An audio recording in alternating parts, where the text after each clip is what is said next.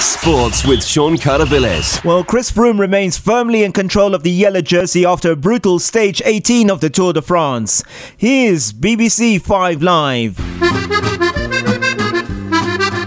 The Tour de France.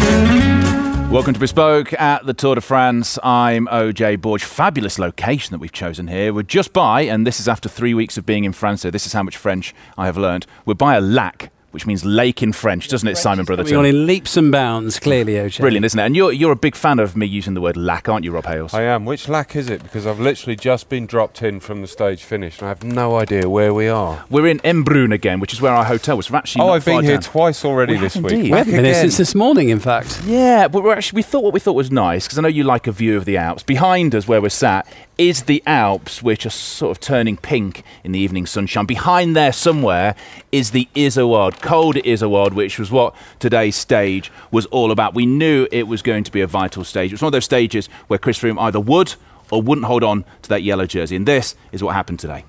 Warren Barguil's name's going to go in the record books here now, and he can't believe it. He's grinning from ear to ear as Bardet, there's a last little show of defiance from him a little bit further back down. He has attacked the Froome group, but we're being shown Romain Bardet as he comes up towards the line. How fitting that the king of the mountains, the man in the polka dot jersey, is going to be first over the line at the third highest ever finish of a stage in the Tour de France. He shakes his head, he's grinning, he's beaming, he looks behind to make sure that no one's going to catch him.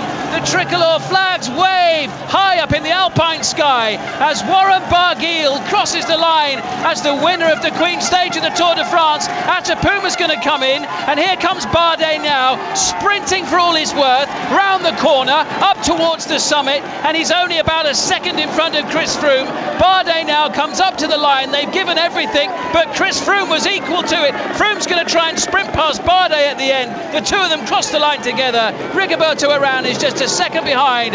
Chris Froome has survived the biggest and final test of this Tour de France. The yellow jersey is still on his shoulders tonight. Indeed, that yellow jersey is still on the shoulders of Chris Froome. And actually, while I mention Chris Froome, our exact location is a yachting club, which is obviously by the Lac, next to a campsite. We had a massive crowd around here earlier on, waiting for us to record this bespoke. We arrived and they were dispersed. Exactly. They thought that one of the ladies came over to us and said, "Oh, Chris Froome, what time's he turning up?" I said, "No, it's our commentators." And they all just disappeared off into the distance. But hey, you are here. Chris Froome today, he was imperious. They threw stuff at him, but none of it stuck.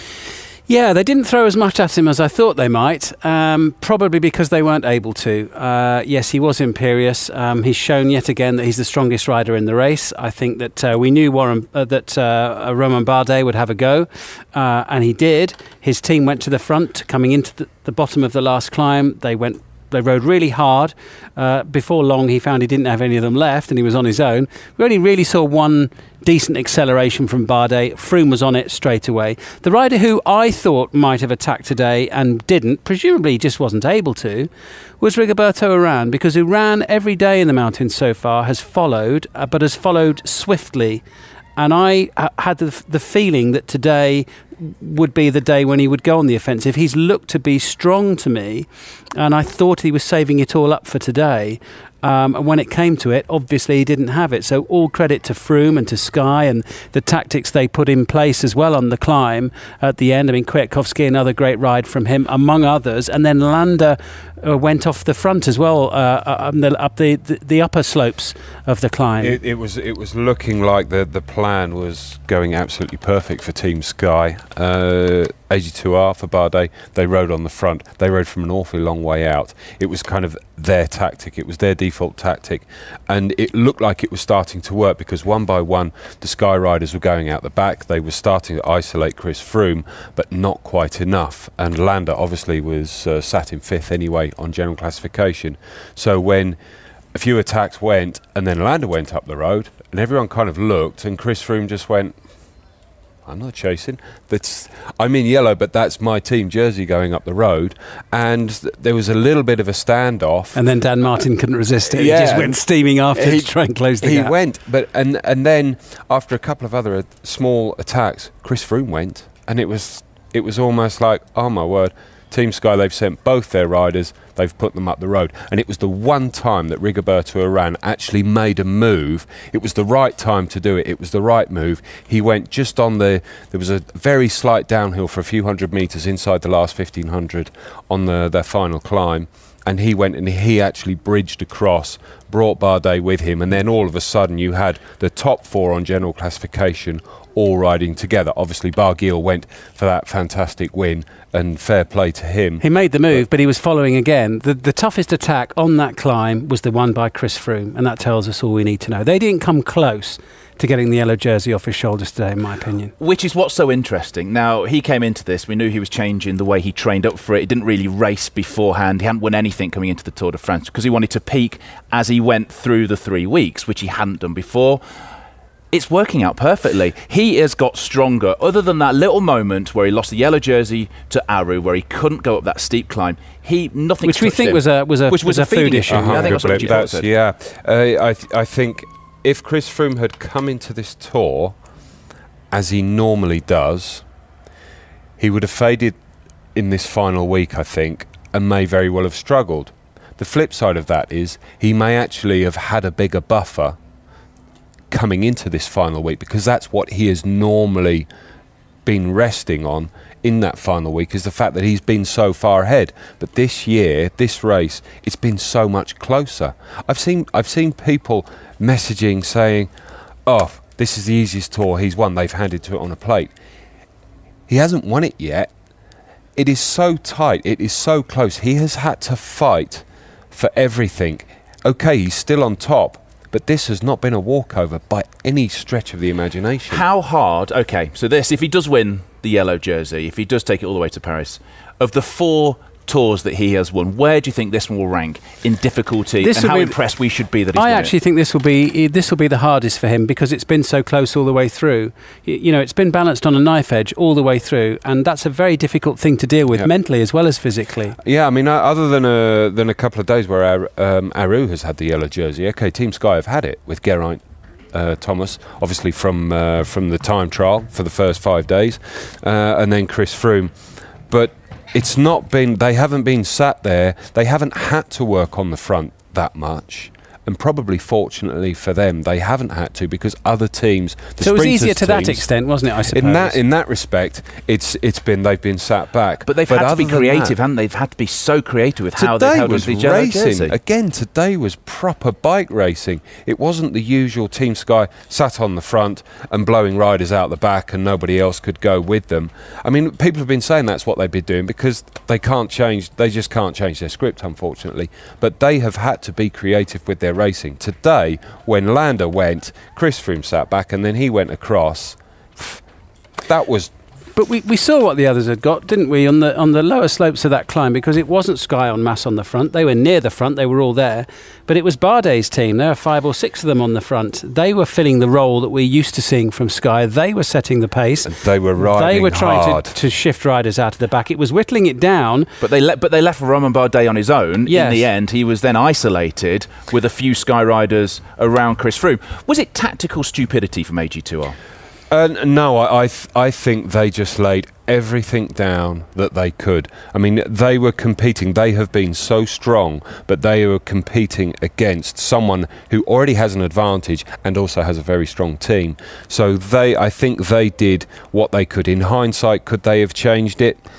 I don't know, maybe sat back a little bit and gone on the offensive with Guillermo potentially and Bardet and gone, but had they done that, the chances are Froome and Landa certainly would have gone with them. Kwiatkowski has he rode himself to literally to a standstill. Yeah. If you didn't see it, he pulled off the side of the road when he'd done his effort, unclipped his foot and just put his foot on the road and just stopped. I mean, that's a teammate. I've never seen that before. I don't think I've ever seen anyone ride themselves to a standstill. It was steep. It was steep. But to put a foot down, you almost think, when you go on a club ride, no one ever puts their foot down. It's a sign of weakness. But nobody on a club ride does the amount of work that Kwiatkowski's done this week. This is the thing. You know, without kind of being a fan of Team Sky, what other team do you ever see do that? They have all ridden. Even Landa, believe it or not, have all ridden for their one leader, for the one goal, and it is paying off again so far. It's not done deal. And today again, you were talking about Bardet there. I think the bottom line is he just couldn't get rid of Froome. He didn't have the strength to get away from him. He tried it 3 times on the Galibier yesterday. Froome was on him straight away each time. He had a go today. Froome was onto him straight away, and then when Froome accelerated, Bardet had a real problem getting back to Chris Froome. Iran was quicker at getting back towards Chris Froome, but Froome did open a gap, the sort of gap that Bardet hasn't been able to open. If you look at the faces of the riders in that final couple of kilometres, every single one of them was fighting for every single pedal rev they had left in them. They were all absolutely on their knees. Was that the French Gurning Championship? There were shots of Barguil. When he crossed the line, his hands were in the air. He was smiling because he won.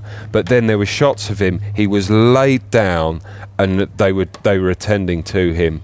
Bardet crossed the line. He couldn't move. Okay, he knew what he wanted to do didn't happen. So he's kind of probably a little bit negative, but he couldn't move. Chris Froome was fighting for everything.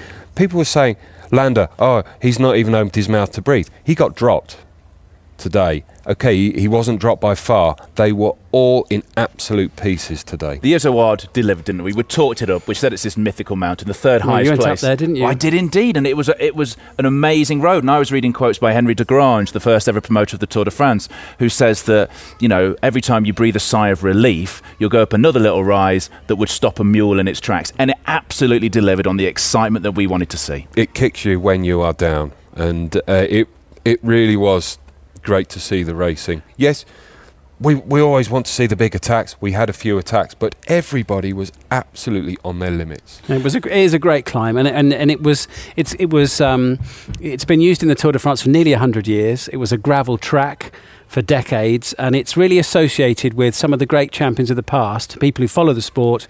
People think of Louison Bobet, Fausto Coppi. There's a monument to the pair of them on the climb of the Casse Desert, the shattered desert, this desolate, almost lunar-like landscape, certainly otherworldly landscape up there. It is desolate and windswept, and some of the greats, Eddie Merckx won brilliantly up there. Also, Eddie Merckx was broken. Also came unstuck against Bernard Thévenet in 1975. So there have been some great things that have happened there, and this is the 35th time that the climb has featured in the Tour, and 10 of the 34 previous riders who went over the top first, because it was never a stage finish, went on to win the Tour de France that year. I think there's a good chance that it's going to be 11 out of 35. Stats overload, but yeah, it was exactly what we wanted to see there. Interesting tweet from Edward Pickering of Pro Cycling, the editor, who said, can't help but think that Froome's rivals balls this Tour up a little bit.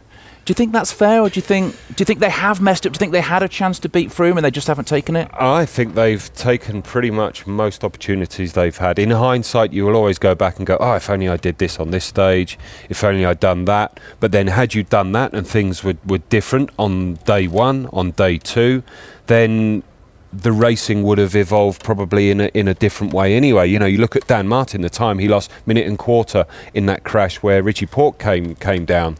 If he would have been that much closer to Chris Froome and the other guys, in the second week, the back end of the second week, then the racing would have been different. So I'm sure there are always ways that you can do different things. I don't know. Is Bardet sat around with his teammates now, having dinner, looking at each other, going, if only we'd done X, Y, Z. What could they have done differently? But I think it's also a situation whereby it's the same thing that you have whenever you have a champion who dominates in an era, whatever it is, people always grow a little tired of that, no matter how good that person is, nor how deserving they may be of winning. People just like a bit of a change. And I think many neutrals, had nothing against Chris Froome, but many of them were thinking, well, it's been a long time since the French have won the Tour. Bardet's a very interesting character. He's got quite a broad sort of hinterland, hasn't he? He's not just all about bikes. He's an interesting character, and maybe Barguil can be the one to break that duck, and to win the Tour for the French on home soil for the first time since 1985. I'm sure he will. I think, and I think there's an element of that. Do you think he will? I think he because will. That's it. However dominant Chris Froome has been over the past, 4 or 5 years, there's a lot of talent around, a lot of young talent which are snapping at his heels. Yeah, absolutely. I mean, I know he's not in the top 5 at the moment, but Barguil's had a really good tour, hasn't he? Warren Barguil. He's given the French plenty to cheer about. And Bardet's been consistently good. He's still a young rider. And he's, as I say, he finished second last year. He's finished 6th as well. So he's got a really strong record in the Tour de France already. So there's every chance that his day will come. But so up to now, and I don't really think he's got much chance of anything else happening unless Chris Froome has some misfortune or becomes ill, then I don't think that. I think his chance of winning this year's gone. Clearly. Well, that's the question for you now. So looking at the overall standings, Chris Froome retains the yellow jersey. Romain Bardet's 23 seconds back. A great effort just to snatch a couple of seconds on the line today, just to get a bit closer with the time bonuses. Oran is 29 seconds down, and then you've got Landa, his Sky teammate, 1 minute 38 seconds down off the back of that. No backing out here. No lily livered, of course. It doesn't matter until they've got to Paris. Sprint stage tomorrow. There's a time trial on Saturday. Chris Froome's won this Tour de France, hasn't he? No, because they haven't finished. They haven't crossed the line in Paris. But realistically, yes, what else is going to happen now? It couldn't have gone better for Chris Froome today unless he'd have won the stage. He would have dearly wanted to have won the stage. He may very well do that yet in the time trial. We'll have to wait and see. But he would have wanted to take a few more seconds. But as it is, Barguil was the guy who took more bonus seconds ahead of Chris Froome. He, out of him and Oran, is the weaker time trialist. Certainly, if you look at previous performances. So the fact that one person has nibbled away at his advantage in Barguil is perfect. Rather that than Oran finishing where Barguil did and taking a little bit more time, because he's the better time trialist. All you've got to bear in mind is going into the time trial, you need a buffer, which Chris Froome is happy with. Chris could have lost the jersey today, but still taken it back after the time trial. But what he doesn't want to do is have any sort of issue. If you've got a puncture, heaven forbid, I'm touching wood. Mechanical. If you have a puncture or a mechanical, anything can happen. And he's had. Chris Froome's I think that's his biggest mechanicals. worry. They've had To a me, lot. from what I've seen, his biggest worry between now and Paris will not be will be his It's his own rivals. bike. It will be the potential of another mechanical problem, because if that happens, they won't be waiting for him, I don't think. But the thing, So it's as a it sprint stands- stage tomorrow. You don't think he could get dropped? So he has a mechanical. Well, There's no real way to leave you just him behind. never is know. there? I mean, who would have said that Marcel Kittel would have crashed out yesterday on a mountain stage and eventually climbed off? We do not know. This tour has thrown up so many more variables than you would normally have. But as it stands, if Chris Froome was to have an issue in the time trial, better that it be with Barguil sniffing at him rather than Oran. I mean, other than anything you can't legislate for, like illness or a crash, like Rob's saying, these things happen, and that could happen to him. Of course it could. There's a reason they keep said last chance today in big letters. It's because it was the last chance, realistically, for the other riders to try and take the yellow jersey off him, and they didn't manage it. So all things being equal, provided he stays upright, he will win the Tour de France. Put it this now. way, I Yes. wouldn't want to be following Chris Froome in the car in a time trial. The director and the mechanic will be sat there like that with their fingers crossed. But if he rides Because the you time don't know. trial But to if his he- ability and they ride it if for it their goes to ability, form- he'll finish better than they will. It is going to be fascinating. Well, let's look ahead to tomorrow's stage. It's the longest one of the tour tomorrow, isn't it? Yeah, 222.5 kilometres down to Salon-Provence. So the good news is they're going down to Salon-Provence. The bad news is after those 2 really heavy days in the Alps and all the rest of the tour, they get hit by the fact that it's a really long day in the saddle. I think the organisers have been quite canny here with this stage yet again. They've tried to be inventive this year, and I think that there is a fair chance it will be a sprint, but I don't think it's nailed on, because what they've done is at the start of the stage it's a bit lumpy, a bit like the other day, and then it sort of levels out a bit. So at the start of the stage you're encouraging breakaways, and on a day like tomorrow, when you think how tired the riders are going to be, you had a group in the Gruppetto a couple of days ago or yesterday, 90 odd riders. That's an enormous group at the back, over half an hour behind. So there are a lot of very tired legs. So some of them will be more than happy to see a few riders get a breakaway. But having said that, the second half of the stage encourages the sprinters, those who are left in the Tour. There aren't too many of them. Well, Michael Matthew's now in green, isn't he? And he'd be keen to get another stage. So you've got two things going on there. Some will want to get away, some will want to bring it back together. I think that's what the organisers were trying to set up. If it was a one-day race, this would be called a sprinters race. If it was the first week of the Tour, it would be a sprinters stage. It's the back end of a very tough race. Steve Cummings tomorrow? What do we think? He's been there, he was in a break again today. He's been sniffing around, hasn't he? He's been looking. Who knows? Why not? The chances are it will come back down to sprint. Who's got anything left in the legs? Yeah, and the thing is, for the sprinters teams, they're going to be looking obviously at Paris on Sunday. In between, they've got essentially, for most of those guys, a day off because they've got a time trial. So tomorrow they might risk putting a little bit extra into the stage to try and bring it down to a sprint stage, because there are still guys. Christophe, he's suffering with injury. He crashed yesterday. He hasn't had a stage win yet. Quite a few teams haven't had a stage win. There's a few, so they won't want to leave it to Paris. That said, who's going to win Paris?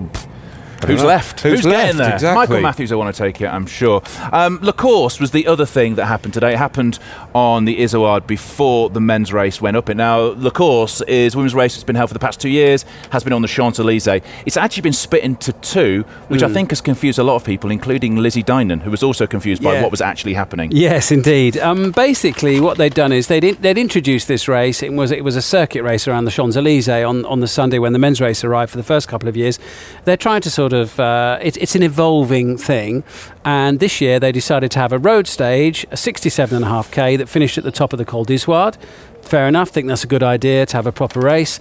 And then on Saturday, what they're going to do, they're trying to mix it up. It's a bit like the Hammer thing, really.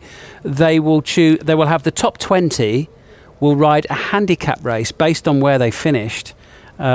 You've got a mosquito around your face. I've got it. On the streets of Marseille, on the time trial course. So Lizzie Dinan, who finished second today behind Annemiek van Vleuten, she will race now, even though she didn't seem too sure exactly about what was happening afterwards. But just a quick word on van Vleuten. She broke away and won on her own at the top, 43 seconds clear.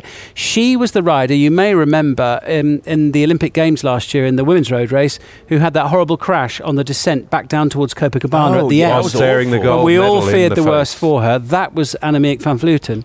So it was. I mean, she was back racing within a month, which was amazing. If you remember the crash. Yeah, it was a horrible crash. So it was great to see her sort of on top of the world again today, having won such a prestigious race. It's part of the Women's World Tour. The race on Saturday isn't. It's something they're trying out. We'll see how it goes. It's a new style of racing. But Lizzie Dinan was fantastic today. She went, I think, as a helper. Her Boels-Dolman's team are a bit like the Real Madrid of women's cycling. They're fantastic. There's an all-star 11, and she went in a team role today, really, for others, riders like Megan Guarnier, and so she sat on the front of the group all the way up the climb, even though you had one or two others ahead. She just sat there, and slowly they all dropped off. And in the end, she was there with Shara Gillow. And she thought, well, I might as well go for it. Left Shara Gillow behind, but by that time, Van Vleuten was ahead. So Lizzie Dinan finished second, but I don't think she raced for herself today. In the end, she found herself in a great position, almost by default. But she looked really, really strong, Lizzie Dinan. It was a really impressive ride at that time, from start to finish. Really good. It'll be interesting to see that race on Saturday, which you hear updates on the BBC Sport website, which is where you can hear commentary tomorrow, stage 19. That'll be from 2:30. You can just about hear, floating on the wind, the sound of a party, because where we are right now is where tomorrow's stage starts. They're just setting up. That's why it took us a little longer to get here. We couldn't get through because they're putting the barriers out, so we had to come back round. We'll have to go around the back way. Also remind me never ever to do one of these shows again next to a lac, because the mosquitoes, have you seen them circling? Mosquito centre. Have I seen them? Yeah. I can't see anything else. They're all over us. It's going to be another fascinating stage before we get down to Marseille for that time trial. As I said, you can get the commentary. That'll be live on the BBC Sport website from 2:30. You can catch everything with a live text from the start of the stage. That is also on the BBC Sport website. There'll be a Daily Pan in the morning, a bespoke again tomorrow night. And what we thought we'd do is go out on a little film we made about the Izoard as well. So if you don't know about the history, the myth of the mountain, this is what it's all about.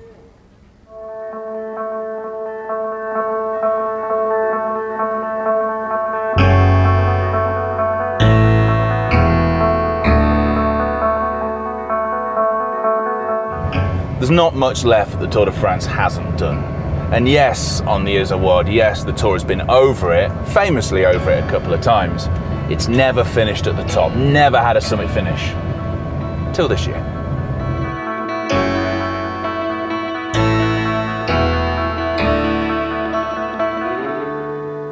Col d'Izoard, that is a beast of a mountain. It's plain history, that's what it's all about. There's no hiding there, you gotta have it. You cannot fake your way up there, you cannot bluff, there's no tactics needed. You just gotta have it and put the hammer down. If you go over the top of that climb in the yellow jersey, you're going to win the Tour de France. The High Alps is not an area short of jaw-dropping views, and this is another one. But in this case, it's more the sense of foreboding, which seems to hang around the tops of the mountains, which just look like they're from another planet. Première question, où est le Izoard? L'Izoard est juste là, 10 km au-dessus là. À quoi ressemble le Izoard? Passé 2000 mètres, l'Izoard ressemble à... ça fait un décor lunaire en fait. I think what he's saying there, with my limited French, was when you arrive up there, A, it's difficult to get up there, it's so far, and B, it's like arriving on the moon, la lunaire.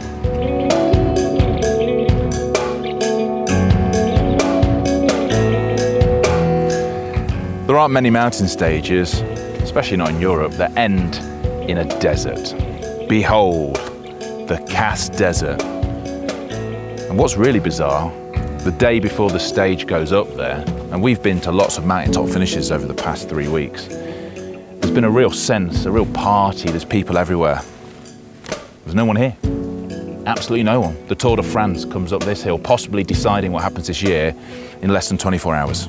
It's empty, desolate. It's an awesome climb, it's steeped in history. I mean, I can go back to the days of Lucien Bobet and Fausto Coppi. I think a lot of modern day cyclists don't realise the actual history in the Izoard, you know, but there is. I mean, it was a gravel track back in the 50s and early 60s, you know, and I mean, it was fantastic racing then, and I've followed it right through, and I've been up here, I say, in 2011, and the day before, July, the day before the race, we were up here with 2 inches of snow. It was Henry de Grange, the first organiser of the Tour de France, way back in the midst of time, who said of the Izoard, it's indomitable, that every time you breathe a sigh of relief, the road rears up enough to stop a mule in its track. A bit wrong right now?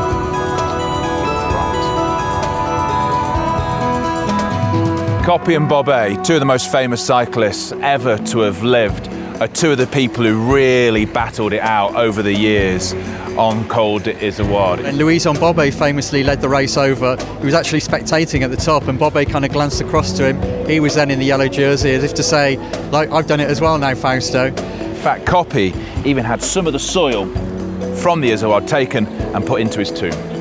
So you've just made it up to the top here. Yes, it's also been downstairs. It's hot, and here it's so cold. I never liked it really. I mean, I never liked mountains anyway, but Col d'Izoard, it's a pretty vicious one. But yes, there's higher place in the Alps, but there is nothing that feels or looks like this. With the slopes and the desolation and the fact that we're in a desert and the weather seems to have its own climate as well. And if you look back down the valley where the road snakes, this is the way the race will come up. And over the years, many people have cracked on that ascent. Even Eddie Merckx, the cannibal, that is where his reign ended.